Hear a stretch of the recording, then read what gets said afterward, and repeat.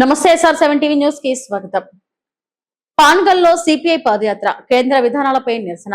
వనపర్తి జిల్లా పాన్గల్ మండలం కేంద్ర ప్రభుత్వ విధానాలను వ్యతిరేకిస్తూ సిపిఐ ఆధ్వర్యంలో గురువారం పాన్గల్ మండలంలో పాదయాత్ర నిర్వహించారు.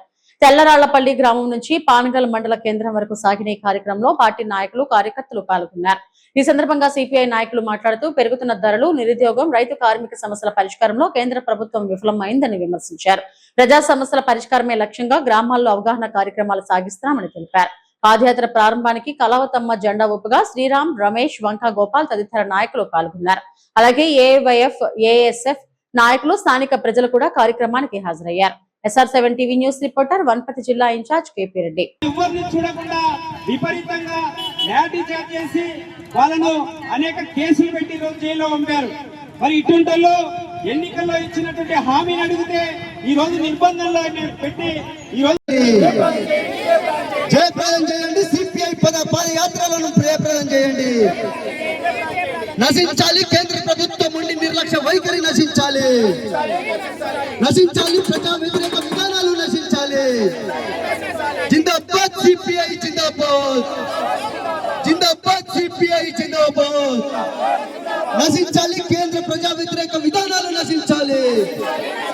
నశించాలి కేంద్ర ప్రభుత్వ ప్రజా వ్యతిరేక విధానాలు నశించాలి. తగ్గించాలి నిత్యావసర వస్తువుల ధరలు తగ్గించాలి. తగ్గించాలి నిత్యావసర వస్తువుల ధరలు తగ్గించాలి. జిందాబాద్ సిపిఐ, జిందాబాద్ జిందాబాద్ సిపిఐ, జిందాబాద్. పరీక్ష పేపర్ లీక్ అయిందని చెప్పి విద్యార్థుల భవిష్యత్తును మొత్తాన్ని కూడా కాల రాస్తున్నారు. విద్యార్థుల యొక్క భవిష్యత్తుతోన, యువకుల భవిష్యత్తుతోన ఆటలాడుతున్నారని చెప్పి విద్యార్థులు, యువకులు అందరూ కూడా ఢిల్లీ చేరుకొని వారి యొక్క హక్కులకై శాంతియుతంగా ర్యాలీలు తీస్తూ నిరసనలు తెలుపుతుంటే ఈ యొక్క కీచక ప్రభుత్వము, ఈ యొక్క దుండగ ప్రభుత్వమైనటువంటి నరేంద్ర మోడీ ప్రభుత్వము పోలీసులను పెట్టి లాఠీ చార్జీలు చేసి వారిని విచక్షణ రహితంగా కొట్టి, అదే విధంగా యువ మహిళలు, విద్యార్థినులు, ఆడపిల్లలను చూడకుండా వారి యొక్క బట్టలు చించి అసభ్యకరంగా వాళ్ళను తాకుతూ వారిని ఇంకోసారి ఇట్లాంటి నిరసనలకు రాకూడదు అనేటువంటి ఉద్దేశంతోన, వారు ప్రశ్నించకూడదు అనేటువంటి ఉద్దేశంతోన వాళ్ళను చిత్రహింసలు పెట్టినటువంటిది మనము సోషల్ మీడియాలో చూసినాం.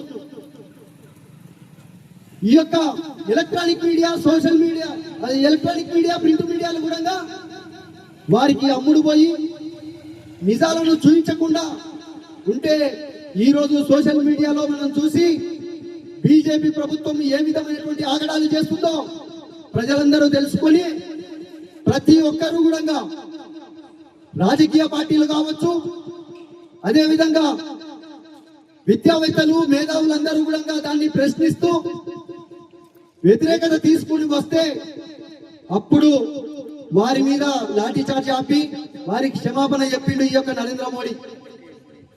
అంతేకాకుండా ఈరోజు